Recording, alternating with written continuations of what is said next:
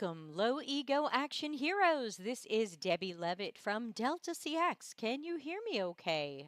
This doesn't look quite right. Welcome to Ask Me Anything. How's this? Testing, testing. Hello, Ana Lucia. Can you hear me okay? My sound is looking a little weird. Do I need to change microphone? Anyway, every Tuesday, I like to come here and try to do a little mentoring and coaching and answering your questions. So here I am. And you can ask a question in the chat, though it'll come up with your name on it. So you may or may not want to say bad things about your job. You can also ask a question anonymously. Go to dcx.to and follow the links there. I'm hearing you a bit far compared to the opening song. All right, hold on.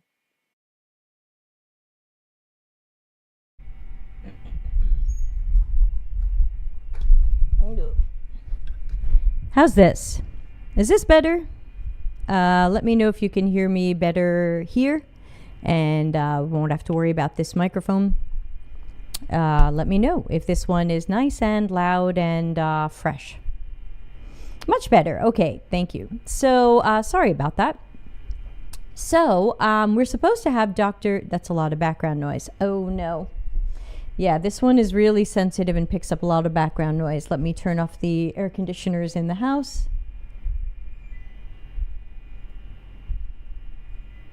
Okay. How's that? Is that better? There should be no background noise now that I've turned off our air conditioners. We've had complaints before about the air conditioners. People say they make a squeaky sound when I have this microphone on. So Melanie, Ana Lucia, how's that? Perfect. Okay, I still want to know what Melanie thinks. Anyway, if you have a question for me, please ask it. You can send it through dcx.to, which has an anonymous way to send me questions. They'll come in to my email, which I've got on my phone. I'm checking for that, so we'll see what we've got. Meanwhile, while we wait for that, thank you as always to people who have joined the CXCC Patreon. Hooray. Thank you. I didn't update this list lately, so there's some people who came and went, but thanks to past, present, and future paid Patreons, as well as all of our people on the free tier. You are welcome to join Patreon on our free tier. It's been a little bit quiet this month. I've been writing some other things and not as focused on the Patreon content. But hopefully in some weeks we'll be back to our furious pace. So yeah, I don't have any questions ahead of time today. So if you have a question today, you are first. Other than that, we'll do some ASMR because I'm eating.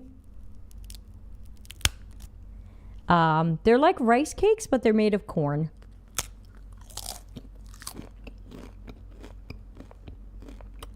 Corn and rosemary. I got the fancy ones. It's my dinner, everybody. Well,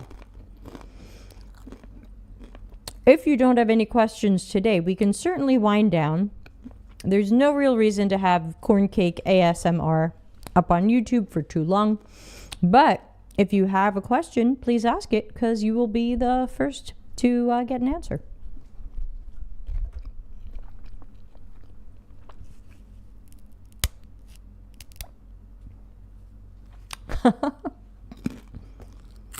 Good luck.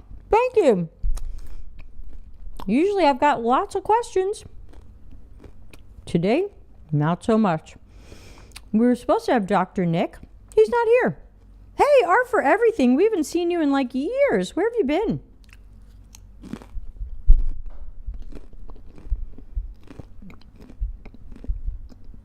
All right, let me copy and paste these questions.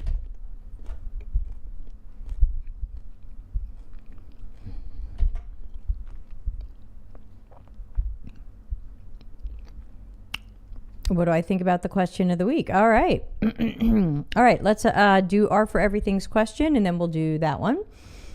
And let me save these for the YouTube description as well. R for Everything says, in a UX research interview, they asked what I use for analysis and presentation. I didn't know what to answer. I usually do analysis manually and presentation on PowerPoint. What tools do they mean? Better question for them than for me. For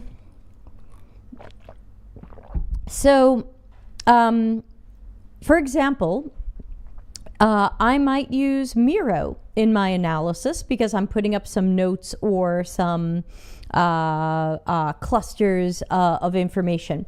Sometimes I take notes in Notepad. Yeah, what's it called on? Yeah, just notes on Windows. We used to use Dovetail, hashtag not sponsored, for some of our analysis. And at my last job, our team was using Condense, which I believe is how it's pronounced. So they might mean tools like that. So when you say I'm doing it manually, do you really mean a pen and paper? Or, excuse me, that was very rude. Are there other tools involved? Are you using something for transcription? Are you using anything to coordinate your analysis? Are you putting things into a spreadsheet? Is there any tool you're using? I think it's an okay question. I don't think that's an unreasonable question.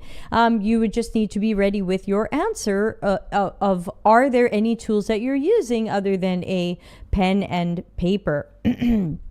So I think that's, there you go. Presentations on PowerPoint. Yeah, I'm either doing presentations in PowerPoint or Google Slides. Sometimes that later goes into a research repository or some sort of documentation hub that the project might have, like a Confluence. So, you know, I think this is your opportunity to name whatever tools you've used. Curran says, train me. To do what? You're going to have to be more specific. Though I am worried about what you'll write if I ask you to be more specific. So, R for Everything, your life here. What do you use for everything I just said? Transcription, analysis, notes, affinity diagrams, delivering documents and presentations to teammates. It's got to be something more than pen and paper. It's your chance to say what you use and why. You're here. Let's see if you can answer while I go get the question of the week, because Ana Lucia wants me to answer it. So hold on.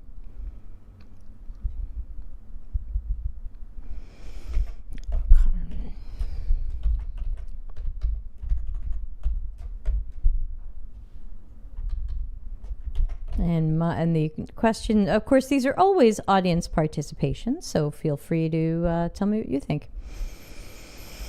Curran says, I want to work remotely from home. I'm new to this world. I'm sorry, there are very few remote work jobs. I wish there were. I don't know. I can't train you for a job that doesn't exist. If there aren't any remote jobs, what can I train you to do? Okay, while waiting for R for Everything to come back to us, here's the question that I put into our CXCC Discord community that Ana Lucia was referring to. And basically, my question, so I put it out to the community, see what other people thought. Oh, R for Everything says, I rematch video sessions and I use a Word document to organize everything, and then I do a presentation. You can certainly do that, and I'm not going to judge you, but sometimes you'll find on these job descriptions that they're looking for you to have experience with other tools. They might say, we want to see how you've used Dovetail or user testing or spreadsheets. So I guess my question to you would be, can you branch out? Can you try some other tools so that you are able to say in your LinkedIn or resume or CV or interviews, I've tried these other tools too. So I don't think it's bad that you're watching video sessions and that you're just using a Word document, but I wonder if there are better ways to do things, like especially auto transcription versus you transcribing it yourself or things like that. All right, back to the question. My question to the Discord community was, people seem to fight over titles a lot. What do you think is the best title for someone doing design work and why? I promise I won't disagree with anybody who says it should be a junior design thinker. I'm curious what people think titles should be. So that was kind of my way of trying to ask the community. There are so many titles out there that for what we might think of as designer. User experience designer, UX designer, UI designer, UX UI, UI UX, experience designer, XD, product designer. There's so many ways to say what sometimes is the same job and sometimes is different jobs. And so my question to the community was, what do you think is the best title for us and why? And that's just an opinion question. Nobody's right or wrong. Ana Lucia wants to know my answer, and my answer is, if the skills for the designer are mostly on the UX side, where we're mostly looking at information architecture, flow, task, screen layout, interaction design, and things like that, the kind of old psychology-based stuff, I always liked to call it CX or UX architect.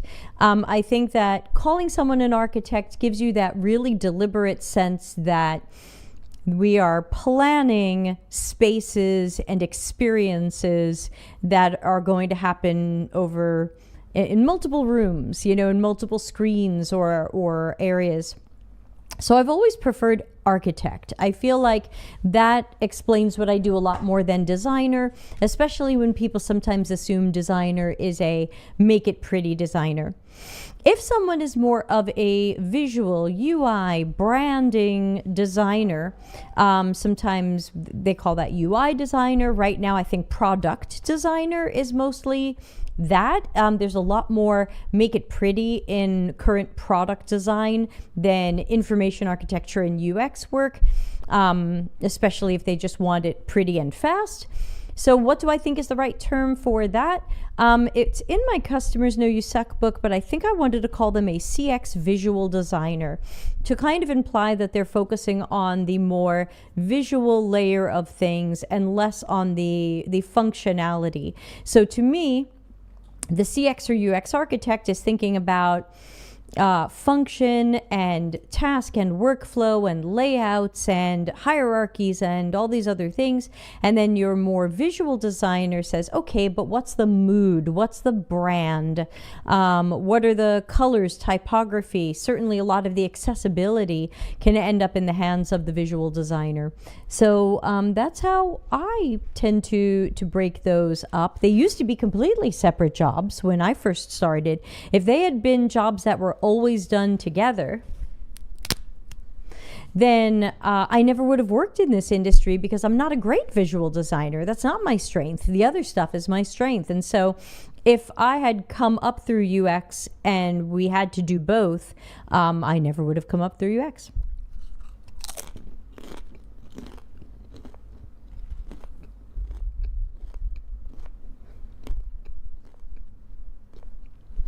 There you go.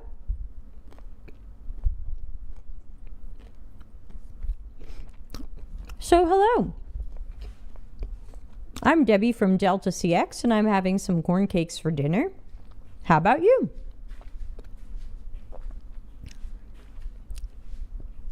All answers welcome. On Tuesdays, I take your questions live. Dr. Nick was supposed to join me, but it looks like we've missed him. Hopefully he's okay. I don't have any other questions right now, so if you'd like to ask some, you are next on the list. If for some reason we don't get a lot of questions today, we can just wind down with my thanks to everybody for joining.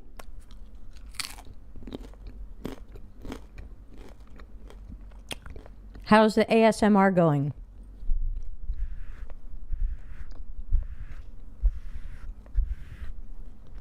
Brenna, I feel like we haven't seen you lately. Copy paste. Okay, let's get Brenna's question up on the screen. Please hold.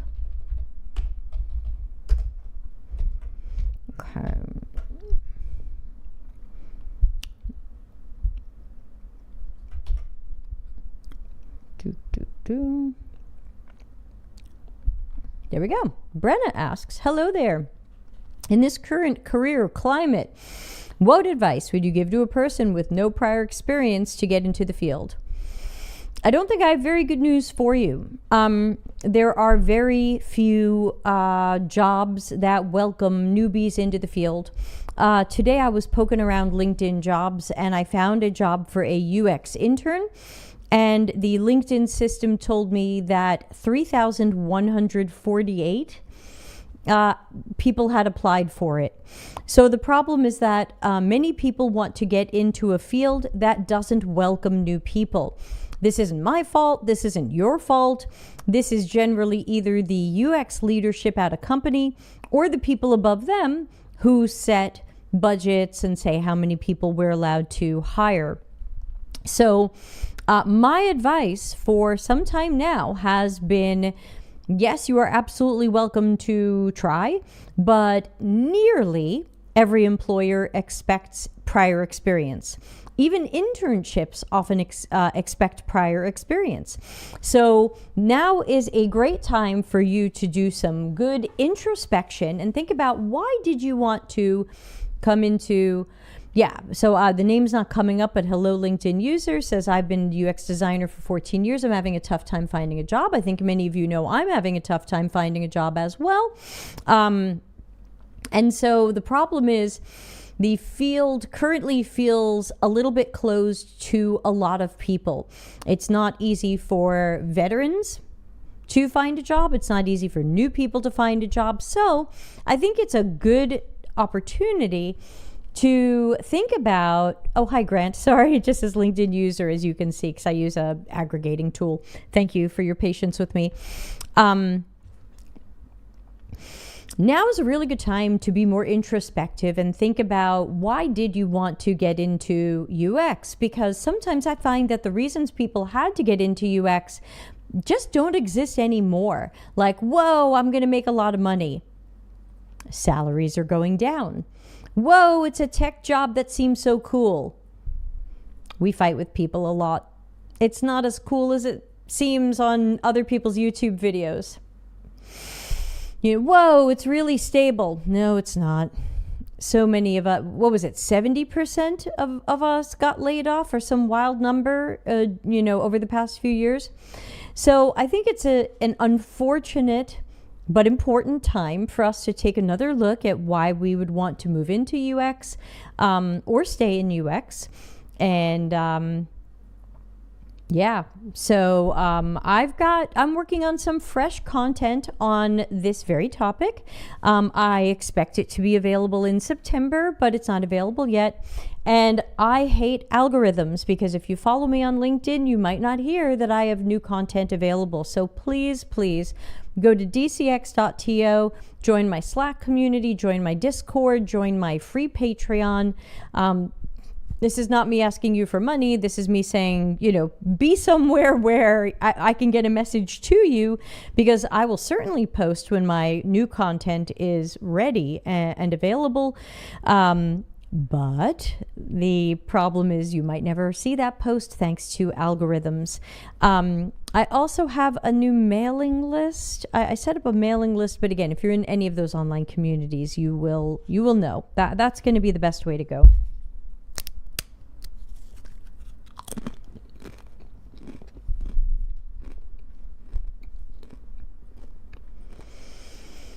Sorry I don't have better news.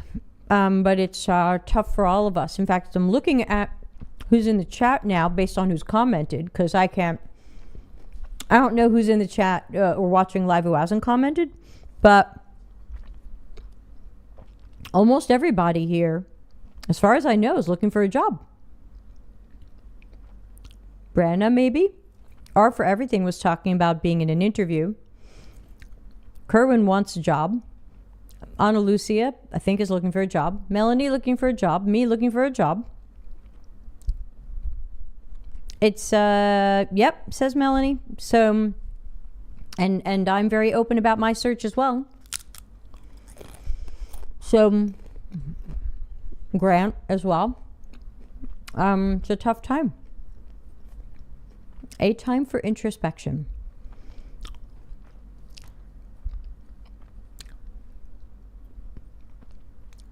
And thanks to our Patreon members. Hey, Milky Drops is here. Hey, I finally got to meet Milky Drops on a call, but I will not give away their real name. I have a job, UX research, but the designers are dropping like flies, so I'm nervous. Yeah, exactly. Even those of us who have jobs, and I don't, so I shouldn't say us, but the general us. Those of us who have jobs right now very often have daily fear about layoffs, especially working in an area where sometimes people don't understand what we do or don't understand our value. And so we feel like we might be easy to be cut when we shouldn't be. We're delivering the most value, especially when we're allowed to. So I hope Milky Drops can keep their job. But it's not good out there. And that's why I'm writing some fresh content to try to help and support people, because I'm all about the helping and supporting and being meaningful, actionable, and helpful. Luckily, I have a small team of editors reviewing my content now, because, with important stuff like this, I don't want to just publish a Medium article and go, yeah, good luck. It started as a Medium article and it's been growing.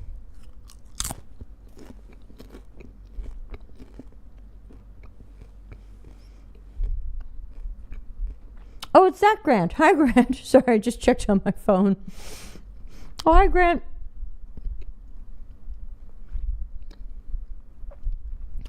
Excuse me. I was just talking to, I just had a 2-hour video call with Dr. Seth. Anybody remember Dr. Seth from some of our older shows? I don't think he's been on for a while. Yeah, Melanie says, that was me for a year with the sword of Damocles over my head, which is a great literary or mythological reference to look up. It was really stressful and it made it difficult for me to stay focused. Yeah, and a lot of us knew Melanie through that time, and we knew how difficult it was, based on what she expressed, which might have only been part of it, but there were a lot of times where Melanie, if she doesn't mind me saying, felt like, when does the axe fall, or the sword of Damocles? And nobody should have to feel like that. They hired us. We shouldn't have to feel like they don't need us or want us, or someone's going to just change their mind one day and be like, I'm breaking up with you. So, do not like.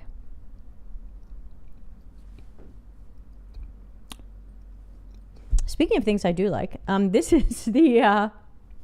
Oh, sorry, it's blue screened out, but this is the proof of my dog book for kids. It's blue screened out. I know it looks like it's transparent, but I'm very excited about it. It's going to publish in 2 weeks, and it'll be available on Amazon. It's a full color photo book for kids, all about my dogs. And I've heard that some adults found it fun to read too. So that is one thing I'm doing with my not working time. A little bit of writing, you might say. Content. Oh yeah, this is Ask Me Anything. So if anybody has a question, let's have it. Let me know if you have a question you'd like me to answer. I take all questions. I take all questions seriously.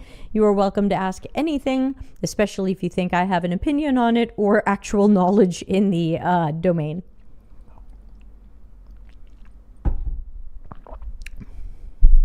I accept questions in English and Italian at this time.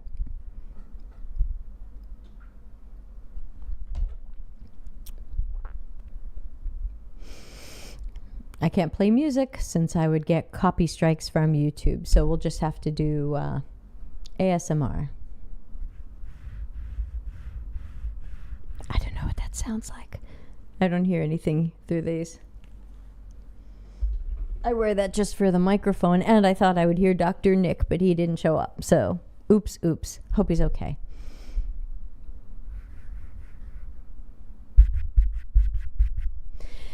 Anyway, we'll give it a few more minutes, and if people don't have questions, I know the gong is going off, so just disregard the gong. But if people don't have questions, we'll wrap it up. I will not holding a lot of webinars the rest of this month since so many people are on summer vacations. Let me see what is coming up next. This says, oh, here's Ana Lucia with a question. How would you value work experience in the same industry for someone transitioning into UX? I don't think I get that. Can you say a bit more about that, please? Do you mean what value do I place on the skills someone has from outside of UX when they're coming into UX? I think that's what you mean. But you tell me. You're probably 30, 40 seconds behind me, but you tell me.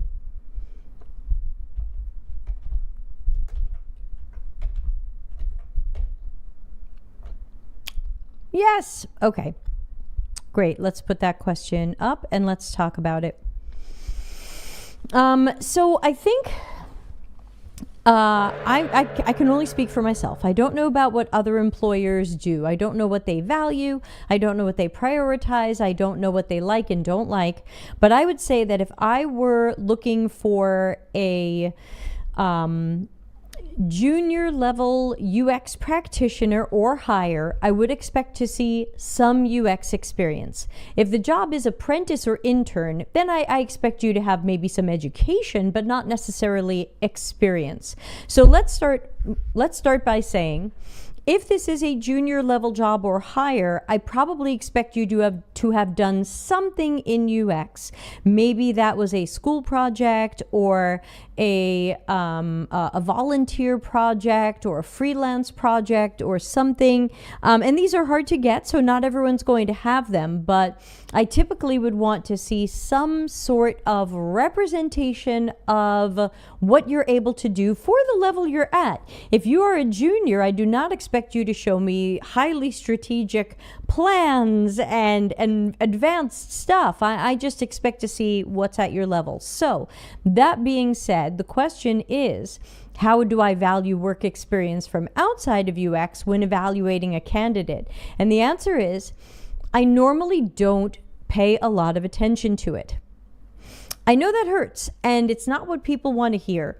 But for example, I remember interviewing someone who had a PhD in sociology, and they were applying for a research job. Now, I thought that if this were a lower level research job, because they'd only done the academic research they did in their academic world, they didn't have any UX research or corporate work on in their experience. So what does that mean? That means the next time this person does UX research in a corporate environment, it's their first time. Just one. It's their first time.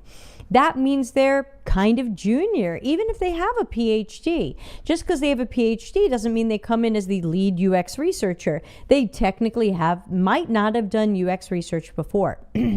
If this were a more lower level job, like a junior, maybe a mid, I wanted to give that person a chance. Unfortunately, this was a senior job where they were really hoping one would have 5 to 7 years of experience. In that case, even if we give this person a little credit for some of their PhD work, they don't really have 5 to 7 years of UX research work. So, what are you coming from? We know what Ana Lucia is coming from, and so to me, what from that translates? Well, some of it is Ana Lucia's maturity, her personal maturity, her professional maturity. Some of that is her analytical nature. Some of that is how organized she is, how perceptive she is. But notice, I'm really looking more at who she is rather than the skills from her previous job, because I'm not sure that the skills from her previous job exactly translate into UX research. And I think her previous job was occupational therapy. So is there something from occupational therapy where I can say, oh, wow, that translates directly into UX research? Well, let's see if I can get my effects to come up on the screen so I can point something out while I'm talking. Please hold. Let's see, are they working? Yeah, okay, we got effects. So let's put up a research process just to have something to talk about.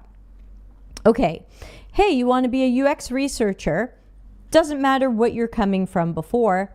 Have you done research planning? Have you written a research protocol or script or guide? Have you written a research, I was a functional analyst QA help desk for healthcare software. Okay, but I think you were also an occupational therapist. So no matter what Ana Lucia has been in her varied career, if she wants to be a UX researcher, and I'm assessing UX research candidates, I'm wondering how well they do all of the things on the screen next to me. Planning goals and strategy of a research project, protocol, script, discussion guide for the research itself, the questions, the tasks. What about a screener survey, which goes into recruiting? How are we going to find these people? How are we going to weed them out? Who do we need? Why do we need that many or that type of people? Executing the sessions. Do you have experience running interviews or observational sessions, analysis and synthesis? So again, to me, the skills only translate if they translate. Otherwise, your previous work speaks to your personal maturity, your work maturity, your maybe your core personal qualities, as I like to call them, what makes you you. But if you haven't done these things, I'm not sure that it translates. If you worked at a help desk, great. You've worked in technology. You might be familiar with how tech projects go. You might have had to work in an agile environment. Okay, great. But if I'm looking for a researcher, unless this is an apprentice or intern job where we welcome people who haven't done this before because we're going to train them up. If this is a junior level or higher job, can you show that you've done any of these things? And that's where I think the transferable skills thing often falls apart a little, because people feel like, well, wait, I'm coming from marketing, I'm coming from product management, I'm coming from... So I remember a guy yelling at me once in typing here on the channel because he had worked as like a laboratory assistant, like a physical research laboratory, not UX. He had worked in like a chemical laboratory for 16 years, and he thought that should make him a UX research senior because he's been doing research for 16 years. Okay, you've been doing research for 16 years, but you've been pouring test tubes into other test tubes. You haven't been doing these things. And that's okay. I'm not invalidating what you've done or what you know or what you can do. I'm just saying it doesn't look like this to me, so it doesn't translate, so it doesn't count. Does that make sense? Is there anybody who's listening or watching live who agrees or disagrees or sees this from another perspective?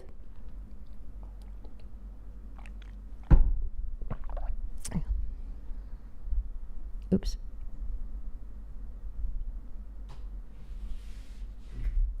Ooh, wow. Milky Drops, if you're still here, thanks for the email I just got. That's all I'll say. Milky Drops, clap, clap, clap. Yeah, so I know we're about 40 seconds off Milky Drops. Mutual Admiration Society. I need an emoji. Here we go. All right. So yeah, look, this is a little bit of the stream of bad news. And I think that the bad news is tough. And I think it's tough because it's true. I think if I were lying, this would be a lot easier. When I see people come out and they go, UX is dead. If UX were dead, that would be easy. If UX were dead, we'd all just have to move on. There would be zero jobs. UX is dead. We can all just go, we tried. We had a good run. That went okay. What are you going to do? I'm going to write a dog book. If UX were dead, that would be easy. But it's not easy because UX isn't dead. It's just troubled, difficult, inconsistent. So, some of the things I see on LinkedIn, they're just, sadly, they're bullshit and very often gaslighty. Ana Lucia says, I'm having a hard time trying to wait in my previous experience. I don't think I'm entry level, but I'm not a mid-level. I would never be a senior. Yeah, it really depends on how many years of experience a job is looking for. Sometimes you'll see a senior job that says up to 3 years of experience. Well, that's not my definition of a senior, but if it's this company's definition of a senior, then Ana Lucia, you fit that. Apply. If it says senior is 5 or more years, you don't qualify. I've been rejected recently from senior stuff, and I was told privately behind the scenes that I'm too experienced to be a senior. And my thought was, I'm a very good senior. Please hire me. So, don't worry about these level names as much as how many years of experience does this job or company expect? Because that's what they're going to expect to see in a resume, a CV, a portfolio. If they're expecting at least 2 years of experience, then someone's going to look at a resume or a portfolio and expect to see 2 years of work. So that's it. So where do I think you are?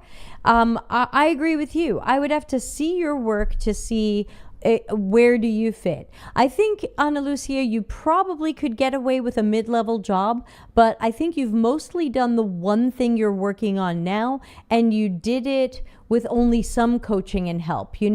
So you're kind of like teaching yourself as you go, but you didn't have like a lead or a senior to check your work and make sure you're doing it well. So you think you're doing it well, and you might be doing it well, but neither of us know.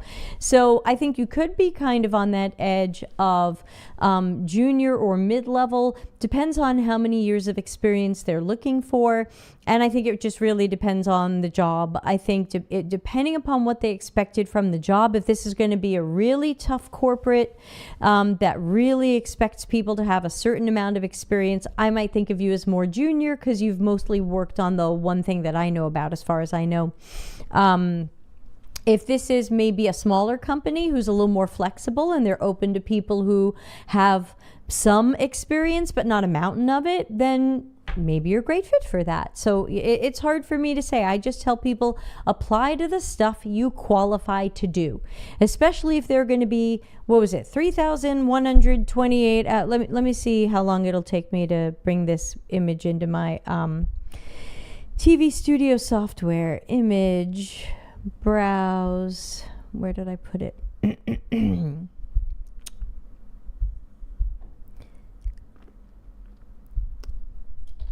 This was LinkedIn, number of applicants. Here we go. Let's get this up on the screen. This is what I screenshot today. Sorry, it was 2,466 applicants for one job. And are you ready for this? This job said it was an internship, which means that only 43% of the applicants were even at the right level to apply. 24% of people have already had a job with a senior title. Why are they applying for an internship? 4% have a manager title. Why are they applying for an internship? 3% have a director level title somewhere in their LinkedIn past. Why are they applying for an internship? It just comes back to what we said at the beginning of today's show, which is that this so much of tech, even outside of UX, is just a mess right now. People can't find jobs. They're applying for everything. We even have directors applying for internships.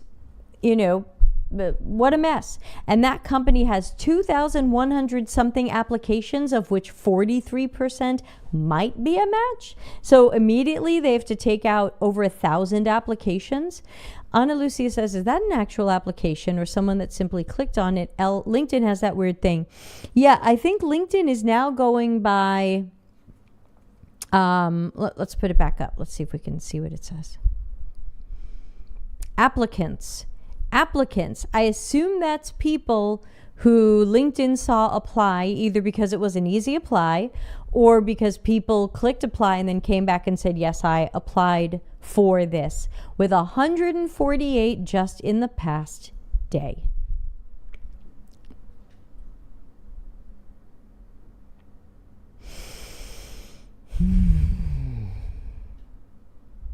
So that means evaluating people is tougher than ever. Some of you know that I had some great interviews in May with some interesting companies who all rejected me for very, very strange reasons.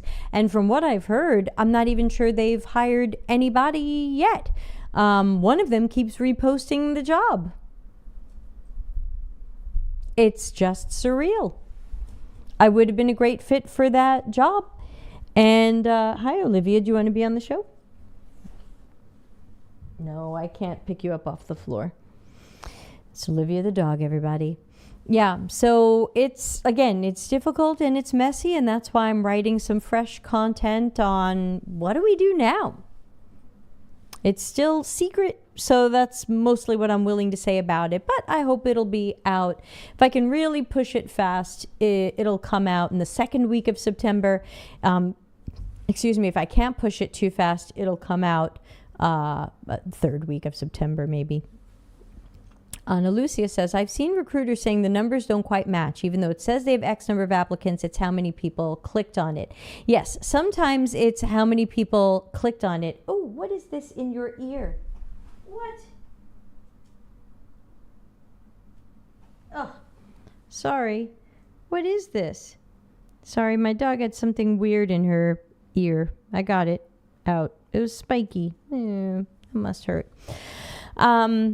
Yeah, so you're right. Maybe 2,100 people applied or started an application, but even if that's off by half, they got 1,000 applications. So, yeah, it's tough. No matter what people are doing, they're up against a lot of other people trying to do it. When I apply for a job, I doubt I'm the first application they got. I might be the 100th or the 1,000th or something else. So, let's see. Can we get you on the show, Olivia? Come on. Come on. Come on. No. Come on. No. Come on. No. What is this? You're a mess. Sorry about that. My dog just wants cuddles and not to be on today's show. I'd like her on today's show. Yeah, I don't have a lot of good news or answers about these particular questions we've addressed today because a lot of stuff out there looks strange. Is it unethical? It's hard to say. You know, the job that rejected me, let's pretend they had a great reason to reject me. Let's pretend that I absolutely should not have gotten that job. And let's pretend the email I got that they're going with better candidates is true. Why is that job still being reposted? Why, when I check on LinkedIn for that title, nobody has that title? Something's not right there. Is it unethical? I can't say, but I get the feeling they don't really want to hire anybody for this job. Otherwise, where's the new person? I interviewed for this back in May. You would think they would have found somebody by now. Weird.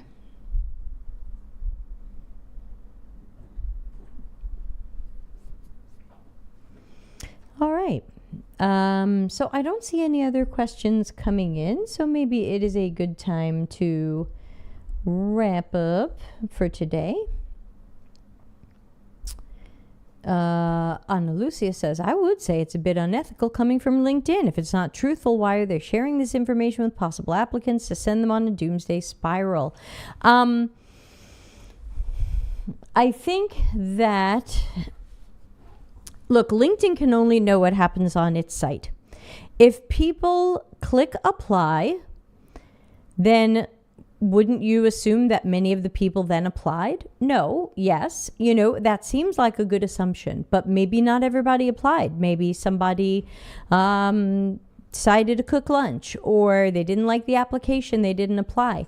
If you don't go back to LinkedIn's page and say, no, I didn't apply, I don't know what it does by default. I don't know if it only increments that number one if you go back and say, yes, I applied, or if it increments the number one even if you do nothing. That I don't know. I also know that depending upon what recruiters are saying on LinkedIn, if they're using LinkedIn's Easy Apply takes anybody that LinkedIn thinks isn't right for the job and puts them in a hidden folder. So someone might say, oh yeah, it looks like I got 800 applications, but I got 300. Okay, but do you have a folder somewhere that you didn't look at that has 500 applications in it? Because that could be that as well. There's a lot of things that we don't know. And I don't think it's in LinkedIn's best interest to say, to turn us off from a job and to say, look, 2,000 people applied to this. You might not want to bother. So, and I only saw one or two LinkedIn posts from people who are like, yeah, I put this job out and it said 800 applicants, but in the end, 20 were good. Well, guess what? They'll pick someone from the 20. What's the real message here? Apply, don't apply? These people probably had all the candidates they needed. Would they have wanted more than 20 great candidates? So I don't want people to be lied to or bullied or gaslit by any side of this issue.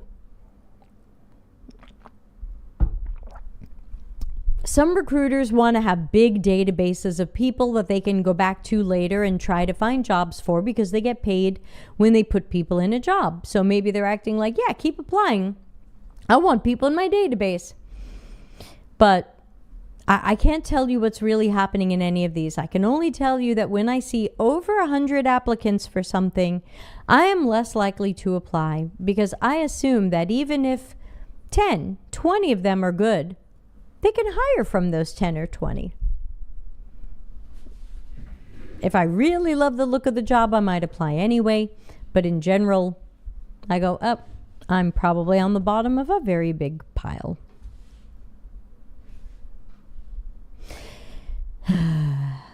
Oh, well. Well, thanks to everybody for hanging out. And I guess maybe we'll wrap up for today. I will be back next Tuesday because we do this every Tuesday. And we're also working on getting John Brown to join us starting in September. I don't know when in September. He and I are still working that out, but we will figure that out. Looking at my calendar, we've got the support group Friday night, or at least Friday night Italy time. Check your time for the mastermind and support group. And yeah, that's it. Otherwise, I'll see everybody next Tuesday for more questions. Have a good week, and thanks for coming, and I'll see you soon. Bye.